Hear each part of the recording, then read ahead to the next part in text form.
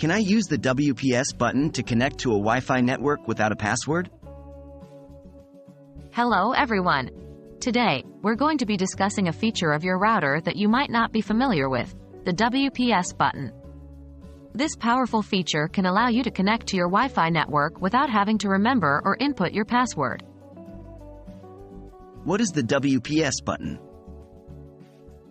The WPS button stands for Wi-Fi Protected Setup. It's a feature on most modern routers that simplifies the process of connecting devices to your Wi-Fi network. Instead of having to type in a long, complicated password, you can connect a device to your network simply by pressing this button.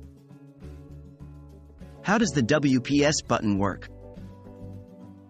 When you press the WPS button on your router, it activates a 2-minute window during which your Wi-Fi network is open for any device to connect without needing the password. This doesn't mean your network is exposed to everyone, only to those who have physical access to your router or the device you're trying to connect. It's a quick and simple method, especially useful when you are dealing with devices that have complicated or hard-to-use keyboards.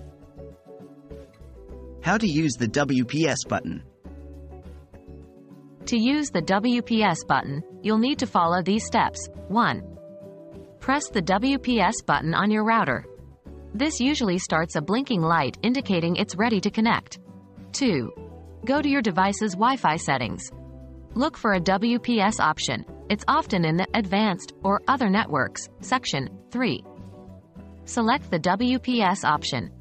Your device will search for available networks and connect to your Wi-Fi. Remember, the time window for this connection process is typically 2 minutes. If you miss this window, you'll need to start the process over again by pressing the WPS button on your router. And that's it. By using the WPS button, you can bypass the process of entering your Wi-Fi password when connecting new devices. It's a convenient, time-saving feature, especially when you need to connect a device quickly. We hope this video was helpful and demystified the use of the WPS button.